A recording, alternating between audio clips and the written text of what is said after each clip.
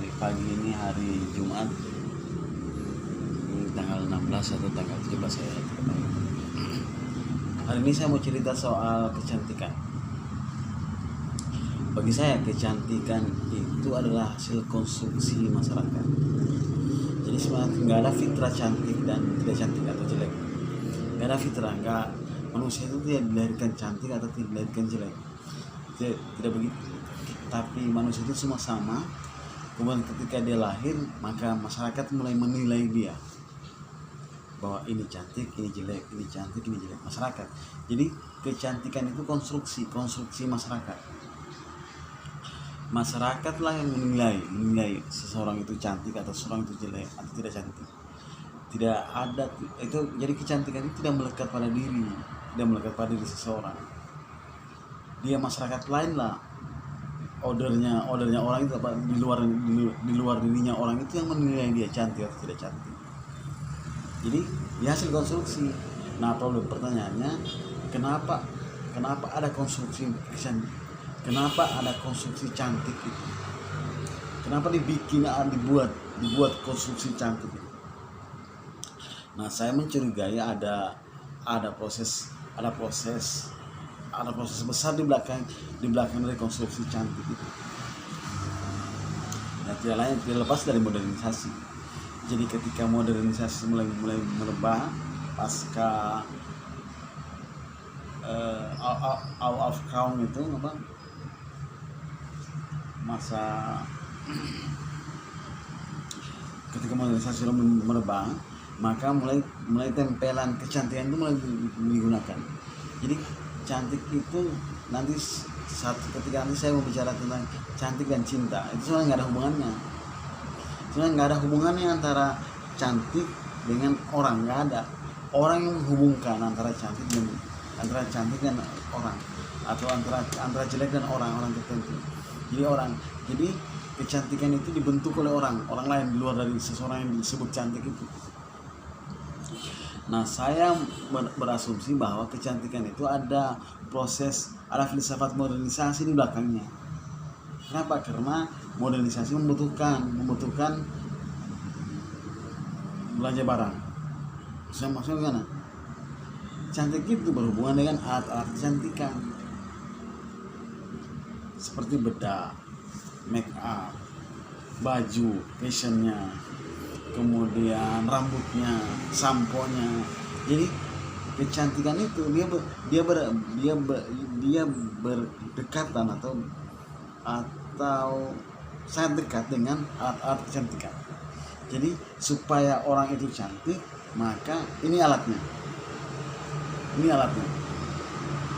Maka dibentuklah konsep kecantikan tadi itu. Dikonstruksilah konsep kecantikan. Kecantikan itu putih, tinggi, terus panjang rambut, kemudian bagus badan, macam-macam. Tapi untuk mencapai itu ada alatnya. Nah, kemudian kecantikan itu ditaruh di level atas. Jadi ada level atas bawah. Atas itu cantik, bawah itu jelek. Jadi orang berusaha mencapai kecantikan level atas semua. Kecantikan itu orang mau mencapai semua di level atas. Jadi orang mau jadi seseorang itu lahir, dia langsung dikategorikan cantik atau tidak cantik oleh masyarakat. Kemudian dia berusaha untuk menjadi cantik. Kenapa dikategorikan level cantik itu atas, tinggi? Padahal sebenarnya itu konstruksi saja. Ada alasan untuk membuat orang itu disebut cantik. Kenapa? Karena dia mau jual alat kecantikan. Nah, beda lah, tidak bisa dipahami, tidak bisa dikaitkan antara kecantikan dan cinta, kecantikan dan nggak ada hubungannya. Nanti sebentar saya mau jelaskan antara kecantikan dan cinta itu. Tapi hari ini saya mau bilang bahwa kecantikan itu nggak ada sebenarnya yang cantik, nggak ada yang jelek. Tapi masyarakat yang mengkonstruksi itu. Tidak ada orang yang cantik dan tidak ada orang yang jelek. Sama juga dengan tidak ada orang yang tampan dan tidak ada orang yang jelek. Bagi laki-laki. Yang ada itu masyarakat mengkonstruksi bahwa ini si cantik. Apalagi kalau pacarnya pasti menyebut pacarnya itu cantik. Jadi si A ini disebut B, oleh B disebut dia cantik, oleh C dia disebut tidak cantik. Kenapa? Karena konsumsi orang itu mungkin dia karena dia cinta dan macam-macam. Yang jelasnya bagi saya menurut saya tidak ada yang cantik itu.